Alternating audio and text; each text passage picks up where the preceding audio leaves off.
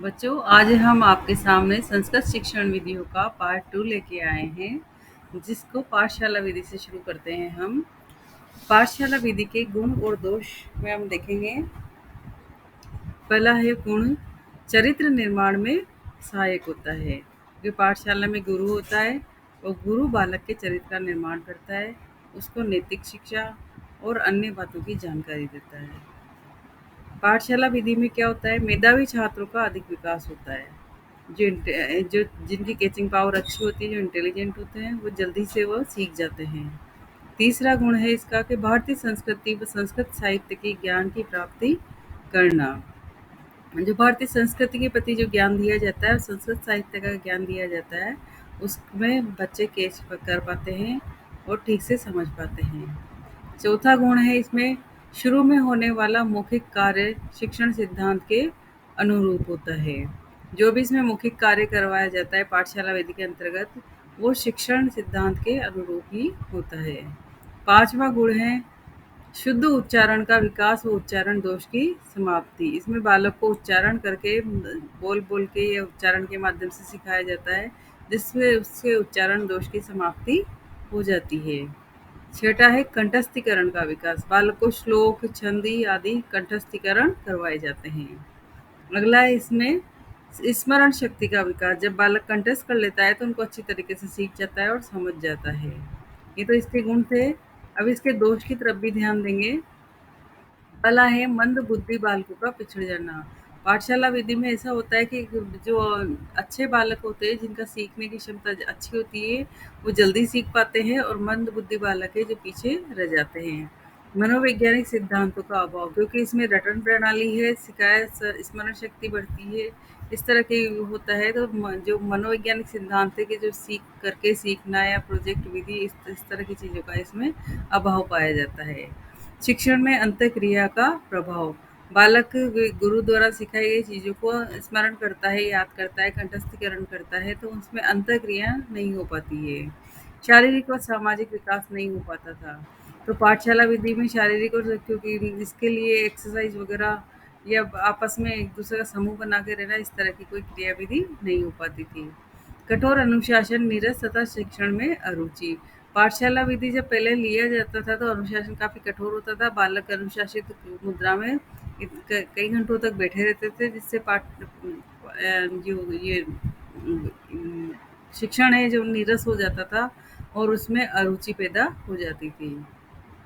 छठा पॉइंट है मौखिक पक्ष का ही विकास, किंतु परंतु लेखन शक्ति का कोई विकास नहीं होता, क्योंकि इसमें बोलकर ही सिखाया जाता था। पहले पाठशाला विधि में अधिकतर बोल के और उच्चारण पे ही ध्यान दिया जाता था, तो मौखिक शक्ति का तो विकास हो जाता था, मौखिक पक्ष का तो, लेकिन लेखन शक्ति का विकास नहीं हो पाता था। सातवां जो इसमें दोष है वो है पाठ्यसहगामी क्रियाओं को कोई स्थान नहीं मिल पाता था, क्योंकि इसमें पाठ्यसहगामी क्रिया हो ही नहीं रही। इसमें कंठस्थीकरण करवाया जा रहा है, उच्चारण करवाया जा रहा है, तो पाठ्यसहगामी क्रिया नहीं हो पाती थी इसमें। ठीक है। अगली विधि हम पढ़ेंगे व्याकरण अनुवाद विधि। यह विधि 1835 में लॉर्ड मैकाले द्वारा विकसित शिक्षा पद्धति का ही एक रूप है। डॉक्टर रामकृष्ण भंडारकर द्वारा इस विधि का प्रारंभ किया गया था, इसलिए इसे भंडारकर विधि भी कहते हैं। इस विधि पर डॉक्टर रामकृष्ण गोपाल भंडारकर ने 2 पुस्तक लिखी थी। पहला मार्गोपदेशक, दूसरा संस्कृत मंदिरांत। इस विधि पर पाश्चात्य शिक्षा पद्धति का प्रभाव दिखाई देता है। संस्कृत से अंग्रेजी और अंग्रेजी से संस्कृत में अनुवाद करना सिखाया जाता था। इस विधि पर वामन शिवराम आप्टे ने एक पुस्तक लिखी, जिसका नाम था student guide to Sanskrit composition. इस विधि के माध्यम से कंठस्थीकरण की अपेक्षा बोध शक्ति को जागृत करने एवं अभ्यास पर बल दिया जाता है। इस विधि के द्वारा संस्कृत व्याकरण पाठ की उदाहरण सहित व्याख्या की जाती है। उस व्याकरण नियम का प्रयास अभ्यास द्वारा कराया जाता है। अभ्यास के लिए नवीन शब्दों को बताया जाता है, जिसके 4 सोपान हैं। व्याकरण पाठ, उदाहरण सहित व्याख्या करना, प्रथम भाषा संस्कृत में, द्वितीय भाषा अंग्रेजी में अनुवाद करना, प्रथम भाषा संस्कृत से द्वितीय भाषा अंग्रेजी में अनुवाद करना, और द्वितीय भाषा अंग्रेजी से प्रथम भाषा संस्कृत में अनुवाद करना, और चौथा है शब्दकोश का ज्ञान। इसके गुण और दोष इस प्रकार हैं। इस विधि में स्थूल से सूक्ष्म की ओर, सरल से कठिन की ओर, ज्ञात से अज्ञात की ओर मनोवैज्ञानिक नियमों पर ध्यान दिया जाता है। और इसके दोष हैं कि उच्चारण, गति, प्रवाह एवं साहित्य का अभाव होता है। दूसरा जो इसमें गुण है वो है इस विधि में कठिन नियमों को हस्ताक्षर सरल नियम प्रस्तुत किए जाते हैं। दूसरा इसमें दोष है जो है कि इस विधि में भाषण एवं श्रवण का विकास नहीं हो पाता है। तीसरा जो इसमें दोष है वो है इस विधि में केवल व्याकरण अनुवाद पर ही बल दिया जाता है। अब है नवीन विधि। नवीन विधि में पहली है पाठ्य पुस्तक विधि। इस विधि के समर्थक डॉक्टर बेस्ट महोदय माने जाते हैं। इसमें कक्षा के स्तर के अनुसार विषय वस्तु को वर्गीकृत किया जाता है। इसमें भाषा शिक्षण की यह विधि सबसे लोकप्रिय विधि मानी जाती है। इस विधि में शिक्षण का केंद्र पाठ्य पुस्तक को माना जाता है। इस विधि में क्रमशः वर्णमाला, छोटे शब्द, उसके पश्चात वाक्य, फिर अनुच्छेद का ज्ञान करवाया जाता है। पहले कौन से? वर्णमाला, छोटे शब्द, उसके पश्चात वाक्य और फिर अनुच्छेद। इस विधि में व्याकरण का ज्ञान प्रसंग आने पर ही किया जाता है। इस विधि में बिना शिक्षक की सहायता से छात्र स्वयं स्वतंत्र रूप से पढ़ सकते हैं। इसके गुण और दोष इस प्रकार हैं। गुण है नियमबद्ध उद्देश्य शिक्षण में सहायक होता है। दूसरा गुण है ये छात्रों के शब्द भंडार में वृद्धि करने में सहायक है। तीसरा है स्वाध्याय प्रगति का विकास एवं छात्र को पर्याप्त समय पर अभ्यास का अवसर प्राप्त होता है। चौथा गुण है अध्यापक की अनुपस्थिति में भी शिक्षण कार्य का सुचारू रूप से संचालन होता है। और पांचवा गुण है समय, श्रम एवं धन की बचत होती है। इसके दोष में पहला दोष है शिक्षण केवल पाठ्य पुस्तक पर भी आधारित होता है।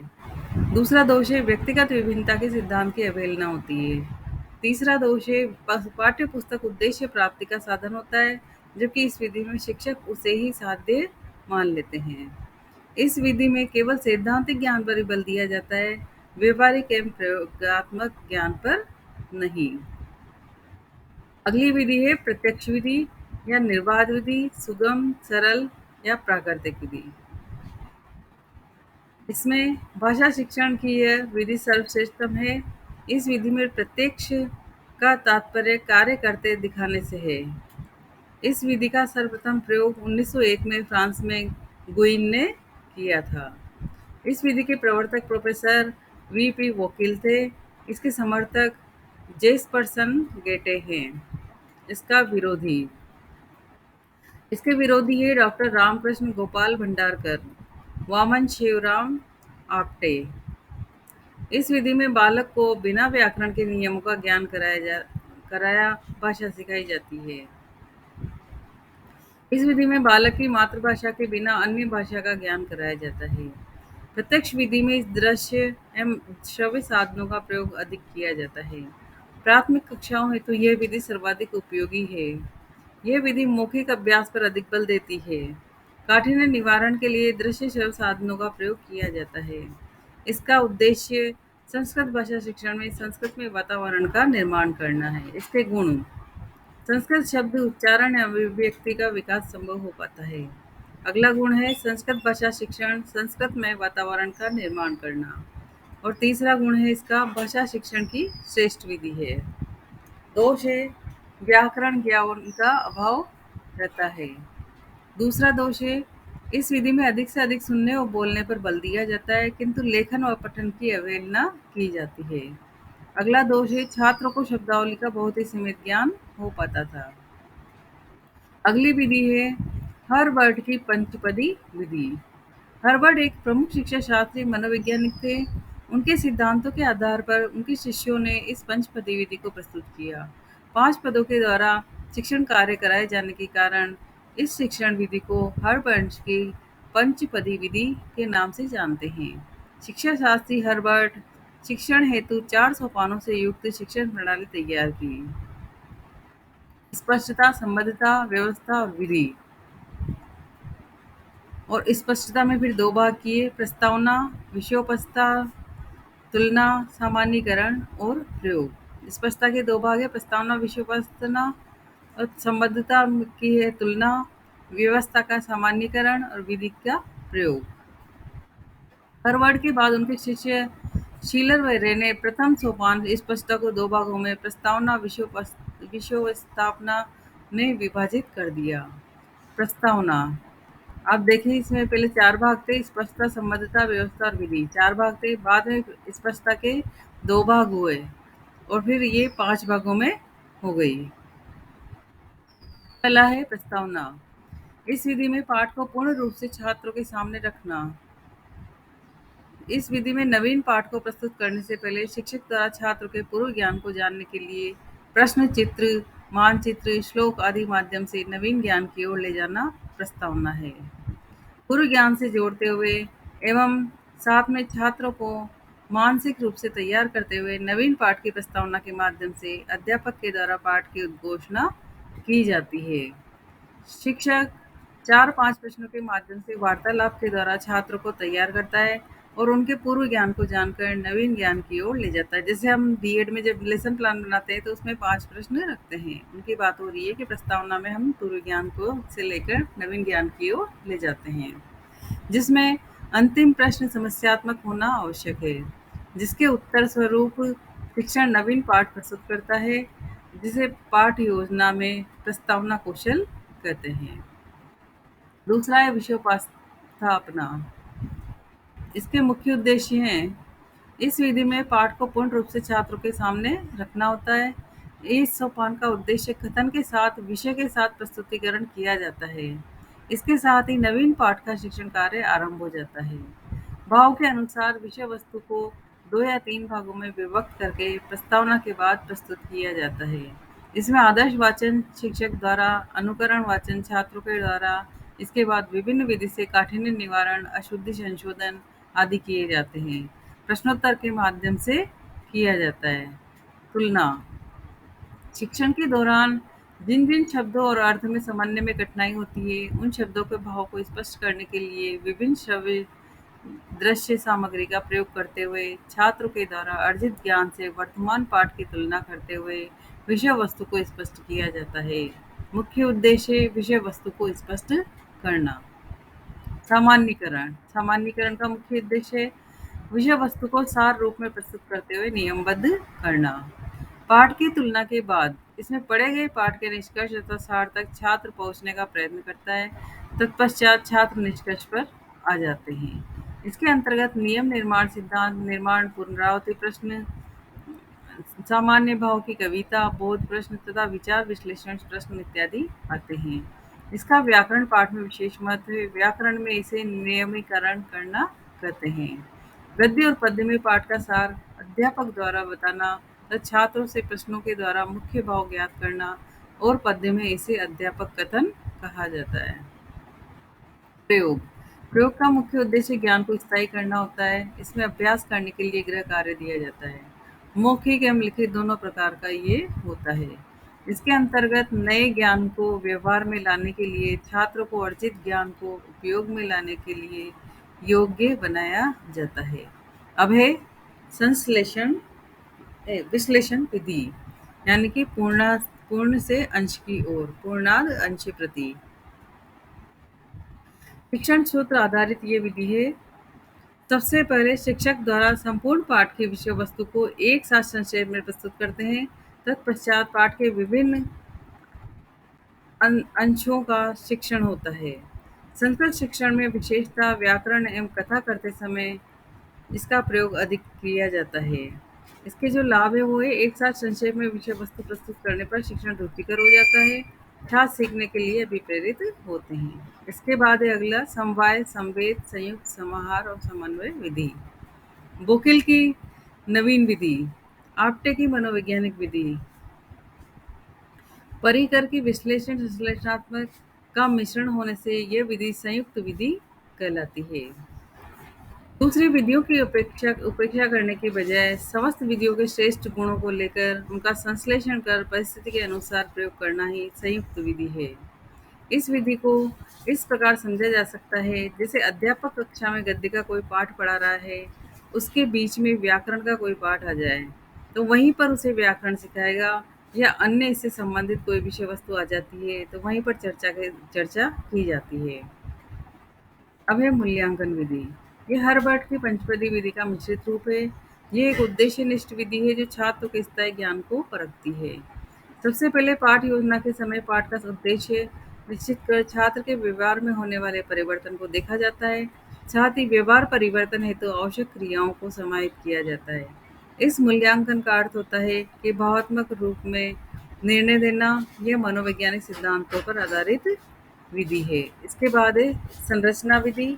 वाक्य में स्थित कर्ता, कर्म, अव्यय, उपसर्ग आदि का ज्ञान करवाती है। इसके बाद आती है नवीनतम विधियाँ।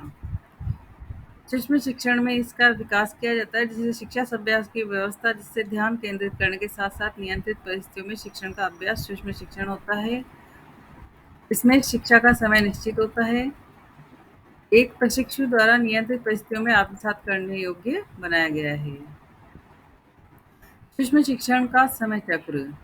पढ़ाना 6 मिनट, फीडबैक 6 मिनट, पुनर्योजना 12, पुनः शिक्षण 6 मिनट, पुनः फीडबैक 6 मिनट, संपूर्ण समय चक्र यानी कि 36 मिनट का होता है। आगमन उपागम विधि। इस उपागम के अंतर्गत आगमन एवं निगमन विचारों को सम्मिलित किया गया है। आगमन विधि के प्रत्यक्ष अनुभव उदाहरण के नियम निकाले जाते हैं। इसमें छात्र को प्रत्यक्ष से अप्रत्यक्ष की ओर, स्थूल से सूक्ष्म की ओर, विशिष्ट से सामान्य की ओर ले जाते हैं, जबकि निगमन विधि में इसके विपरीत सामान्य कार्य होते हैं। इसमें सर्वप्रथम छात्र को नियम के बारे में अवगत कराया जाता है, तत्पश्चात उसे नियम से संबंधित उदाहरण छात्रों के समक्ष रखे जाते हैं। दल शिक्षण, टीम टीचिंग, समूह शिक्षण, टोली शिक्षण। ये नवाचार की विधि है। दल शिक्षण का अर्थ समूह होता है।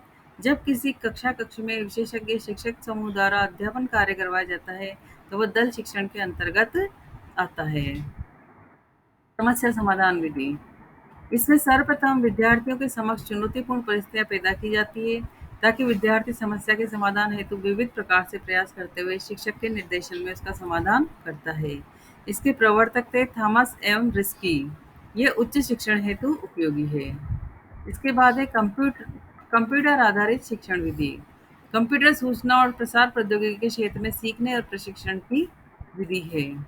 कंप्यूटर का इस्तेमाल करके विषय वस्तु को दृश्य श्रव्य सामग्री के माध्यम से छात्रों तक पहुंचाया जाता है। छोटी उम्र में सीखना इस विधि के गुण है। बचपन से कंप्यूटर सहायक अधिगम का प्रयोग करने से वे अधिक सक्षम बनेंगे। उन्हें बचपन से ही तकनीकी चीजों का इस्तेमाल करने का अभ्यास हो जाएगा। अगली विधि है अभिक्रमित अनुदेशन विधि। शिक्षण प्रक्रिया में शिक्षक और छात्रों के मध्य अंतःक्रिया महत्वपूर्ण होती है।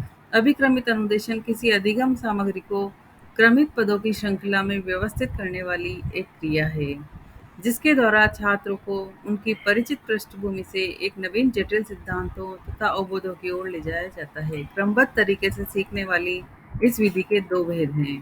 पहला रेखीय अभिक्रमित अनुदेशन विधि, दूसरी है शाखीय अभिक्रमित अनुदेशन विधि। अब है प्रायोजना विधि। सर्वप्रथम ये विचार जॉन डीवी ने दिया था। इस विधि के प्रवर्तक जॉन डीवी के शिष्य किलपैट्रिक माने गए हैं। इस विधि में बालकों को स्वयं अपनी रुचि के अनुसार विषय वस्तु व क्रिया के मध्य सामंजस्य स्थापित करते हुए सीखने की क्रिया का अवसर प्रदान किया जाता है। ये पद्धतियां विद्यार्थियों को भय मुक्त वातावरण से निकालकर स्वतंत्रता एवं सुगमता से कार्य करने को प्रेरित करती है। इस विधि से छात्रों में अभिव्यक्ति, आत्मविश्वास, निर्णय शक्ति, मूल्यांकन क्षमता आदि कौशलों का विकास करती है। अब है पर्यवेक्षण अध्ययन विधि। इस विधि में विद्यार्थी अपने आवंटित कार्य को शिक्षक की देखरेख में स्वतंत्र रूप से करते हैं। इस विधि में शिक्षक छात्रों को अध्ययन संबंधी कुछ कार्य बता देता है। छात्र अपने अपने स्थान पर बैठकर उस कार्य को संपादित करते हैं। शिक्षक वहीं उस कार्य का अवलोकन करता है एवं उन्हें निर्देशन प्रदान करता है। इस विधि में छात्र एवं शिक्षक दोनों क्रियाशील रहते हैं। इस विधि में छात्रों की व्यक्तिगत क्रिया एवं प्रयास को अधिक महत्व दिया जाता है। ये पद्धति छात्रों की स्व अध्याय क्रिया पर अधिक बल देती है। प्रश्न है जैसे कस्मिन् विद्या शिक्षक छात्राणां विषय वस्तु संबंधित क्रियाकलापान् गहनतम निरीक्षणं करोति। उत्तरे पर्यवेक्षण अध्ययन विधि। अगली विधि है उपचारात्मक एवं निदानात्मक शिक्षण विधि। शिक्षक छात्रों की शिक्षण प्रक्रिया में आने वाली समस्याओं का पता लगाकर उन्हें दूर करता है। समस्याओं के कारणों का पता लगाकर निदान करता है। समस्या के कारणों का पता लगाकर समाधान करना और उपचार कहलाता है। इस विधि में व्यक्तिगत विभिन्नता को ध्यान में रखते हुए कमजोर छात्रों के लिए अलग से शिक्षण व्यवस्था कार्य करवाया जाता है। मुझे उम्मीद है आपको ये लेसन समझ में आ गया होगा। ये हमारा आज का संस्कृत शिक्षण वीडियो का पार्ट 2 था। अब अगला हम पार्ट 3 में लेकर आएँगे। हमारे चैनल को लाइक, शेयर, सब्सक्राइब करें। धन्यवाद।